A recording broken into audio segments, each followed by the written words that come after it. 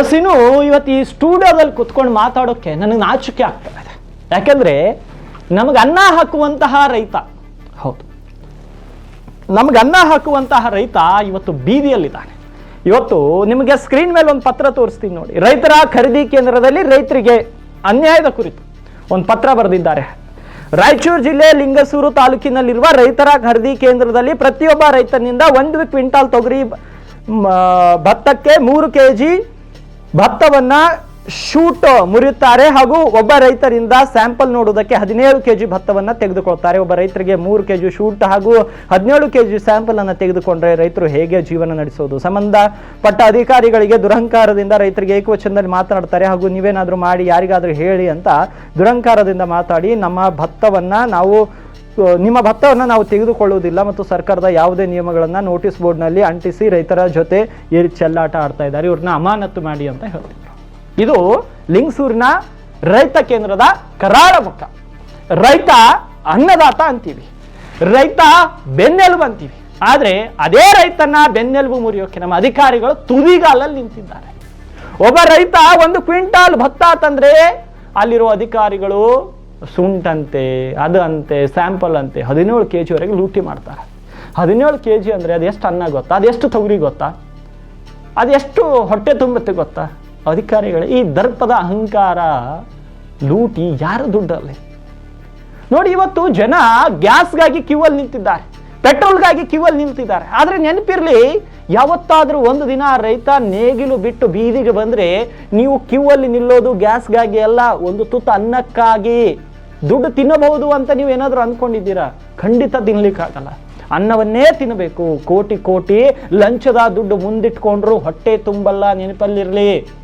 ಅಧಿಕಾರಿಗಳೇ, ಒಬ್ಬ ರೈತ ಬಿಸಿಲಲ್ಲಿ ಬೆವರಿಳಿಸಿ ಬೆಳೆದು ನಿಮ್ಮ ಮುಂದೆ ತಂದ್ರೆ, ಆ ಬೆಳೆನ ತಂದ್ರೆ ನೀವು ಅವನಿಗೆ ಗೌರವ ಕೊಡೋದು ಬಿಟ್ಟು ಅಸಭ್ಯವಾಗಿ ವರ್ತಿಸ್ತೀರಾ. ನಿಮ್ಮ ಭತ್ತ ನಾವು ತಗೊಳ್ಳಲ್ಲ, ಏನಾದ್ರೂ ಮಾಡ್ಕೊಳ್ಳಿ ಅಂತ ಧಮಕಿ ಹಾಕ್ತೀರಾ. ನಿಮ್ಮ ಅಧಿಕಾರದ ಕುರ್ಚಿ ಶಾಶ್ವತವಲ್ಲ. ರೈತ ಸಿಡಿದ್ರೆ ಆ ಕುರ್ಚಿ ಕೆಳಗಿರೋ ಮಣ್ಣು ಕೂಡ ಇರಲ್ಲ. ನಾಚಿಕೆಗೆಟ್ಟ ಅಧಿಕಾರಿಗಳು ಈಗಲಾದ್ರೂ ಅರ್ಥ ಮಾಡ್ಕೊಳ್ಳಿ.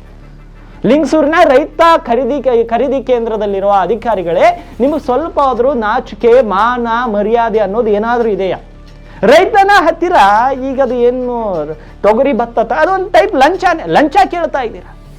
ಅವನ ಬೆಳೆ ಕಸಿಯೋಕೆ ನಿಮಗೆ ಕೈಗೆ ಹೆಂಗ್ರಿ ಬರುತ್ತೆ? ಕಷ್ಟಪಟ್ಟು ದುಡಿದು ಅನ್ನ ಹಾಕುವ ರೈತನ ಹತ್ತಿರ ಈ ರೀತಿ ಹರಾಮ್ ದುಡ್ಡುತ್ತಿ ಮಾಡೋದಕ್ಕಿಂತ ಯಾವುದಾದ್ರೂ ಸಣ್ಣ ಹುಡುಗಂದು ಇದು ತಿನ್ನೋಕೆ ಹೋಗಿ. ನಾಚಿಕೆ ಆಗ್ಬೇಕ್ರಿ ರೈತನ ಹತ್ರ ನೀವು ಈ ರೀತಿ ವರ್ತನೆ ಮಾಡಲಿಕ್ಕೆ. ಈ ಅನ್ಯಾಯದ ಹಣದಲ್ಲಿ ನೀವು ಸುಖವಾಗಿರ್ತೀರಾ? ಸುಖವಾಗಿರೋಕ್ಕಾಗತ್ತಾ? ರೈತನ ಹಣ ಒಂದು ತಿಂದು ನೀವು ಸುಖವಾಗಿರ್ತೀರಾ? ಅದೆಲ್ಲ ನಿಮ್ಮ ಭ್ರಮೇರಿ. ಸುಖವಾಗಿರಲ್ಲ. ಈ ರೈತನ ಶಾಪ ಸುಲಭವಾಗಿ ನಿಮ್ಮನ್ನು ಬಿಡಲ್ಲ, ನಿಮ್ಮ ಮಕ್ಕಳಿಗೂ ಕಾಡುತ್ತೆ. ನೋಟಿಸ್ ಬೋರ್ಡಲ್ಲಿ ಸರಿಯಾದ ಮಾಹಿತಿ ಹಾಕಲ್ಲ, ರೈತರಿಗೆ ಸರಿಯಾದ ಉತ್ತರ ಕೊಡಲ್ಲ. ಯಾಕೆ? ನಿಮ್ಮ ಜೇಬು ತುಂಬಿಸ್ಕೊಳ್ಳೋಕ? ರೈತನಿಗೆ ₹1 ಲಾಭ ಸಿಗುತ್ತಂದ್ರೆ ಸಹಿಸದ ಈ ವ್ಯವಸ್ಥೆಗೆ ಬೆಂಕಿ ಹಾಕಬೇಕು. ಇಂಥ ವ್ಯವಸ್ಥೆ ನಮಗೆ ಯಾಕೆ ಬೇಕ್ರಿ? ದೇಶಕ್ಕೆ ಸ್ವತಂತ್ರ ಬಂದು ಸರಿಸುಮಾರು 80 ವರ್ಷ ಆಗ್ತಾ ಇದೆ. ಇವತ್ತು ಕೂಡ ರೈತರಿಗೆ ಖರೀದಿ ಕೇಂದ್ರದಲ್ಲಿ ತೂಕದಲ್ಲಿ ಮೋಸ ಮಾಡ್ತಾರೆ ಅಂದ್ರೆ ಯಾವ ಮಟ್ಟಿಗೆ ನಮ್ಮ ವ್ಯವಸ್ಥೆ ಹದಗೆಟ್ಟಿದೆ? ರೈತ ಸುಮ್ಮನಿರ್ತಾ ಇದ್ದಾನೆ ಅನ್ನೋ ಒಂದೇ ಒಂದು ಕಾರಣಕ್ಕೆ ಈ ರೀತಿ ಆಗ್ತಾ ಇದೆ ಅಲ್ಲ. ರೈತ ಸಿಡಿದ್ರೆ ಯಾವ MLA, ಯಾವ MP, ಯಾವ ಮಿನಿಸ್ಟರ್ ಯಾವನು ಇರಲ್ಲ, ಯಾವ ಅಧಿಕಾರಿನೂ ಇರಲ್ಲ. ಬೀದಿಗೆ ಬರ್ತೀರಾ, ತಿನ್ಲಿಕ್ಕೆ ಅನ್ನ ಸಿಗಲ್ಲ. ಅರ್ಥ ಮಾಡ್ಕೊಳ್ಳಿ. ರೈತರ ಪೇಷನ್ಸ್ ಅನ್ನ ಚೆಕ್ ಮಾಡ್ಲಿಕ್ಕೆ ಹೋಗಬೇಡಿ. ಭೂತಾಯಿಗೆ ಎಷ್ಟು ಪೇಷನ್ಸ್ ಇರುತ್ತೋ ರೈತನಿಗೂ ಅಷ್ಟೇ ಇರುತ್ತೆ. ಒಂದು ವೇಳೆ ಭೂತಾಯಿ ಭೂಮಿಯನ್ನ ಸೀಳ್ಬಿಟ್ರೆ ಹೆಂಗೆ ಅವಂತರಗಳಾಗುತ್ತೋ ಅದೇ ರೀತಿ ಆಗುತ್ತೆ. ಇವತ್ತು ಈ ಘಟನೆಗಳು ನೋಡಿದ್ರೆ ನನಗೂ ನಾಚಿಕೆ ಆಗ್ತಾ ಇದೆ. ಇನ್ನೊಂದು, ಈ ಉತ್ತರ ಕರ್ನಾಟಕ ಅಂದ್ರೆ ಇದು ಗಂಡು ಮೆಟ್ಟಿದ ನಾಡ್ರಿ. ಉತ್ತರ ಕರ್ನಾಟಕ ಅಂದ್ರೆ ಇಲ್ಲಿನ ರೈತರು ಎಷ್ಟು ಮೃದುವೋ ಅಷ್ಟೇ ಸಿಡಿಲ್ ಮರಿ ಕೂಡ. ಅದೇ ರೀತಿ ಉತ್ತರ ಕರ್ನಾಟಕ ನ್ಯೂಸ್ ಕೂಡ ಯಾವತ್ತೂ ರೈತರ ಪರವಾಗೇ ನಿಲ್ಲುತ್ತೆ. ನಮ್ಮ ರೈತರು ಕ್ಯೂ ನಿಂತು ಭಿಕ್ಷೆ ಬೇಡೋ ಕಾಲ ಬರಬಾರ್ದು ಅಂದ್ರೆ ಇವತ್ತು ಈ ಭ್ರಷ್ಟರ ಸೊಕ್ಕನ್ನು ಅಡಗಿಸ್ಬೇಕು.